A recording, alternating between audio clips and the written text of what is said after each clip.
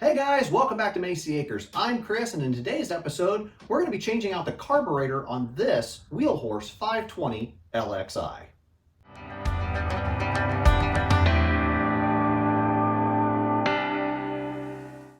So you're probably wondering, what's going on? Why are you changing the carburetor? Well, this tractor has had some issues running.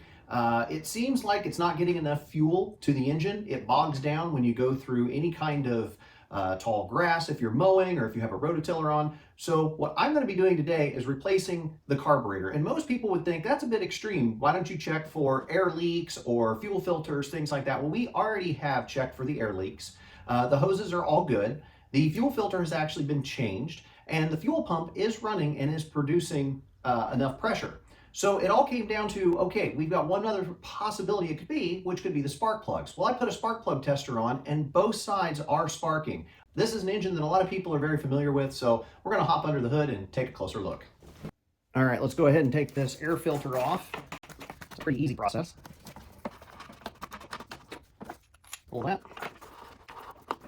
So there we go. Pull that. That comes off, that comes off. As you can see, the air filter looks nice and clean. It's not dirty. And by the way, while you are doing this, make sure that you turn your choke on. That'll keep any debris from getting down in that engine while you're taking this apart. Now you got screws here. These are the mounting plates. You need to take every one of these screws out. They're Phillips screws. We'll pull those out next. And you can definitely tell which screws are which because some of them are shorter and some of them are longer. That's shorter screws. The ones in the center are going to be longer.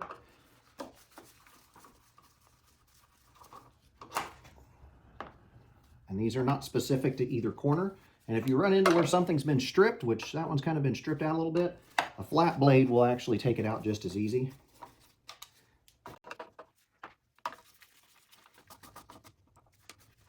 All right, we're gonna put all those screws on one side so we don't lose them.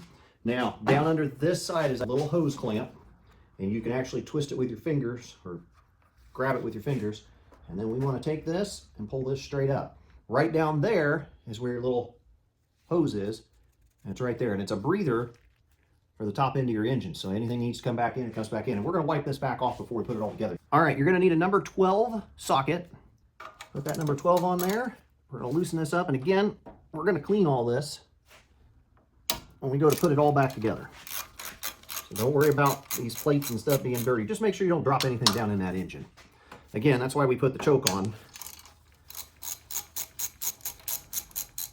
And this plate, once it comes off, it'll expose the carburetor. Pull that off.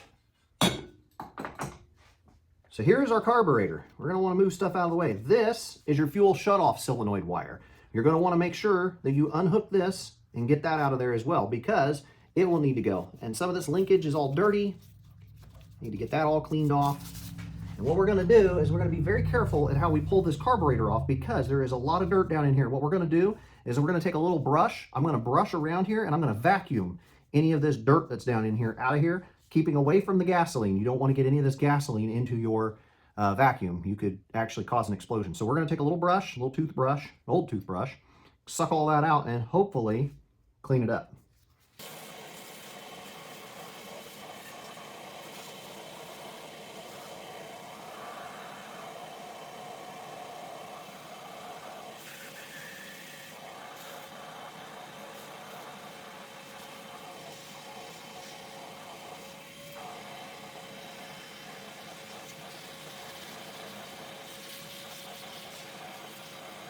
All right, now that we've got that done, what we're going to do is we're going to remove this fuel line. And I've got a pair of pliers here. I'm going to take this, slide that back. And we're going to pull this fuel line off. And if you really want to test whether or not you've got fuel coming out, you can turn your fuel pump on, pump fuel out of here, and see how much flow you've got. If you've got low flow, then there's a possibility that your fuel pump is bad, but I actually have really good fuel flow, so I'm not too concerned about that. In order to get this carburetor off the rest of the way, we have to take this plate out. Now this plate here adjusts how the carburetor will run. I believe it was the speed at which the carburetor runs, because this adjustment will actually pull tighter or harder on this, depending upon where your throttle lever is back here on the control panel. So we got to take this off, but we're going to mark this. As you can see down here, we've got little markings here that are already on the wire on this coating, we're going to remark that, but undo it so that way we can pull this whole piece up and out. Just so we remember where those lines are, we go ahead and we mark these so we know where that's going to go back to. Then I always mark this plate too, so I know about where that plate's going to go, because when you, again, if you take this plate out, it adjusts, I believe it's the speed on the carburetor, or the speed of the engine. So we're going to go ahead and remove this. I believe that's a number 9, or it's a 10. It is a 10. We're going to go back and take this plate off. Make sure I got the socket for that. That's a 10. First, we're going to undo these. These are your throttle and linkage cables. Now, another thing you might want to do is you mess with the throttle cable, you know that this is throttle. Now see how I've loosened that? It doesn't move the throttle as much. It can't pull on this wire because I've loosened this up, because you're gonna have to make sure that's super tight when you're done, so that way it can open the throttle up all the way and close the throttle back down. So I like to put a little T down here. That's a T, and this is a C for choke. That way, if you're looking down on it, you can see it easily and you won't get them mixed up. Now these will spin out of the way. Get it right to the end, twist. That one comes out. Now the throttle, go up and out. Now we remove the choke. And you can put your finger right underneath of it and you can feel how far out the screw's coming, so that way you don't take these screws all the way out and lose them.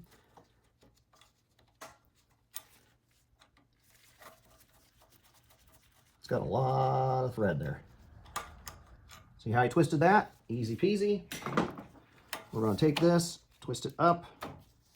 Now see how that wants to spring back? Now you're at risk, because this carburetor is now free to open back up automatically, because there's nothing holding it like a lever back here. So be careful to not lose anything down in your engine now. It's not going to go all the way down into the engine, but it'll go into the intake. All right, so you use your number 10 socket. We're going to remove this plate here. Now remember, this gives you an opportunity. Once you get down in here, you can cap stuff off and you can vacuum up some of this dirt and filth that builds up on things. But just make sure you cap over anything that leads into the engine. So this piece here, the only reason we have to take it out is because it helps you get the linkage cables undone. But I have a feeling that this engine's got some ports, because there's some ports that are up in here. They're probably gummed up. They're probably getting dirty. And that's probably why the performance on this engine hasn't been the best in the world. I already lost one little washer there, so we're going to have to dig and find that other washer. Now, those bolts are different. This is a longer bolt, that's a shorter bolt. So remember that. I lay them out on my side over here. One's longer, one's shorter. There's the throttle cable. Okay, so we're going to go ahead and pull this spring. So if you see how that spring pulls out, it just pulls out like that. We'll lay this piece over. All right, I was able to get enough movement on it that I'm able to rotate it over. Now you're going to drain some fuel out of here, because the bowl is holding some fuel in it. First things first, we've got to get this spring to loosen out. All right, I got the carburetor off. I had to twist it way over. I dumped a bunch of fuel down there. That's just part of it. It smells very ripe. It smells like I might have some bad fuel still stuck in it somewhere. Down on the inside, I don't know if you guys can see it, and I'm dripping more fuel. Down on the inside, there's these little ports all the way around. Some of them were dripping fuel out of them, some of them weren't, and I think some of the passageways are getting kind of dirty. So it's probably a good thing we pulled this off. Let's go ahead and grab the new one out of the package. Before we grab the new one out of the package, I'm going to take the vacuum in here. I've got something stuffed down inside the intake. I'm going to also stick some bolts down in here that were originally in the top of this, just to plug up any of the ports. That way we don't have anything getting down in this engine, because you don't want dirt down in there. And we're going to go ahead and take a little scrub brush and scrub brush all this up and clean it. So I cleaned this whole area up. You want to make sure that this top where the carburetor goes, you want to make sure that's nice and clean. You don't want to have any of that dirty. I also took a scraper blade and scraped it a little bit to clean up anything that was residual left over. You need to pull this screw back out, or this bolt, because that's part of the carburetor assembly. We're going to first attempt to get this hooked back up. You got to hook the spring up first. Then you have to hook up the connecting rod for the throttle. It's in behind here. It's really hard to see. It's in behind here. I moved the camera, but by the time I move the camera, you guys are not going to be able to see. So, the new carburetor, it comes with 2 new gaskets in case you need 2 new gaskets. That gasket goes on just like so. Drop it down over the top of these 2 pegs. and that lines up perfectly in the center.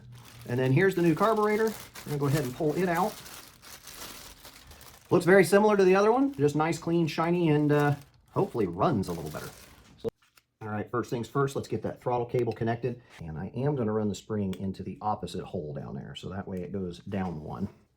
Now when it goes out onto this, we're gonna line this up on here. And hopefully, I can get this to go down slightly. Oh, helps when you don't have the breather in the way. There we go. That linkage goes down onto there. This spring, we're going to have to fight the spring to get it back into place, but that's okay. As long as this goes down where it needs to. Now, the reason that it's getting caught up is because this was in the way. We need to get this snipped off, get this cable out of the way, and we'll go from there. All right, in order to get that throttle spring back on, all we had to do, and I forgot about this the last time I rebuilt this, all you have to do is get the throttle linkage on first. Go ahead and leave the spring loose on this end, closest to the throttle, or next to the governor / throttle control. And then you can take it and pull it over and slide it into the hole next to the throttle linkage, and then it works fine. I completely forgot that's how we did that, but now, if you take this spring and you pull it over, and all that spring does is it keeps tension on this and holds it in place. What we're going to do now is we're going to go ahead and hook the choke linkage back up, which actually is done through this piece. And we're going to pull that linkage piece down here, which, as you guys remember, it's this piece right here. It goes into the side of this, which is going to be a little bit more challenging since I went ahead and got everything else on. Might be able to pull it up just slightly. Yep. Pull it up slightly to get this linkage cable in. Now you can slide it slowly back down. There we go. That goes into place like that. That just sprung back into place as well. This plate, you turn it, twist it in. Now that linkage is tied in. So underneath here, there's a spring. That's got to come down and go onto there. It's just right underneath there. It's got to clip on. Now you can line this plate back up. I'll get the other bolt in here. Now again, this plate does adjust the throttle control, and not sure how this thing's going to run. Hopefully it runs really well to begin with and we don't have any problems, but we'll see. I had this thing at one time dialed in to where it would just sit and idle really well. Now we'll take our ratchet here, drop it on the floor. We're going to tighten this all back together.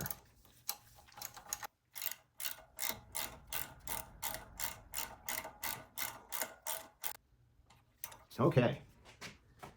Now, I'll go ahead and put that socket away because I don't need a number 10 again, because I will need the 13 to do the final bolt down of the carburetor. But first, we're going to rehook our cables back up. So this one is our throttle, and this is our choke. So we want to put our choke in here, lean it down, slide it under. All right, now that we got the carburetor down on its spot, all the linkages are connected up. We're going to double check the tightness of these fittings. And that one's pretty tight. That one's tight. We're going to double check this nut here.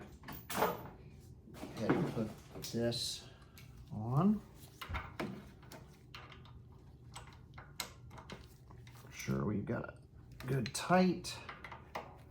That's going to be a wrench.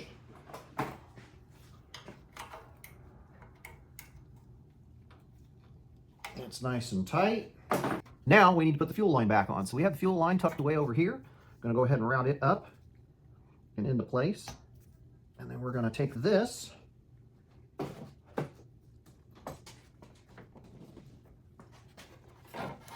Okay, now that we got the fuel line up in place, now we're going to take a pair of pliers. We're going to use this clamp here for this pipe clamp. Move it forward. Release it. That should hold it on there. So that the fuel goes down inside the carburetor. So now that we've got the hose clamp in, now we can put the top plate on and tighten the carburetor down. Here is the top plate. I brushed it and cleaned it off so it's not filled full of dirt. If you notice, there's a little bump back here. That bump lines up with your choke. That lines up with your choke lever. I'm going to open it all the way up, start to tighten this down.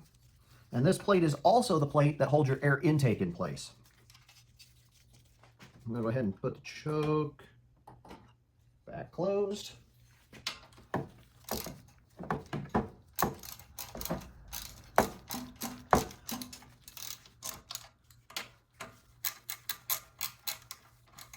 You want to make sure that those bolts are torqued down properly, because if they're not, this carburetor will not be torqued down against the intake manifold. So you want to make sure that that's done. I'm going to double check, make sure that this linkage here for the throttle is nice and tight. I'm going to just do that with a pair of pliers because I think I got it when I... Yep, it's nice and tight. That's lined up perfect. Now that we've got that done, we're going to take the hose that was part of our air filter, and we're going to line that up. Take our hose that was lined up. There's a little intake hose there. Line that back up with our carburetor. Now we're going to take those screws we had taken out, and we're going to put those back in, and hopefully it'll tighten all this down. Before you put your air filter back on, you want to take this and aim it back toward the center where the carburetor is, because this is the air, and any kind of residual that comes up out of the engine, it kicks it right back down inside the carburetor, so it'll burn. All right, our next step is to put the air filter back on. So I've got the air filter laying here. Went ahead and pulled it out, laid it upside down in here. Tuck all that membrane back down in there. Take this, and there's only one way to set this lid. It will not set the other way. This piece right here has where the air can come in through here. It gets sucked in from here, and it comes is from the cleanest area, I guess you could say, on the engine. We got that right there. Now, we just have to run the big bolts down through the top. Now that we've got that all tightened down, the only thing we got left to do is to get this fuel shutoff solenoid. We got to cut this end off and put a different end on it, because I have a quick connect fitting in case we need to replace that. So we're going to spin you around to this side so you can see what I'm doing over here. All right, I wired an adapter on the end of this. I'm going to follow these throttle cables down and around. It's got a coating on here. Now that I have both these wires right here, I'll just plug them in. I do know we're getting fuel into the carburetor, so let's go ahead and try to fire this thing up. We're going to close the hood for right now, and then I'm going to open it up and check it here in a second again.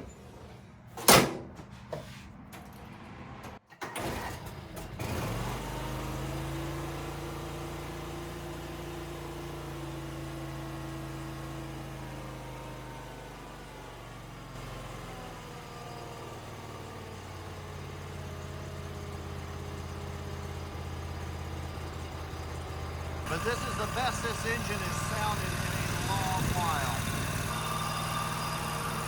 We're going to throttle it up, see what it does.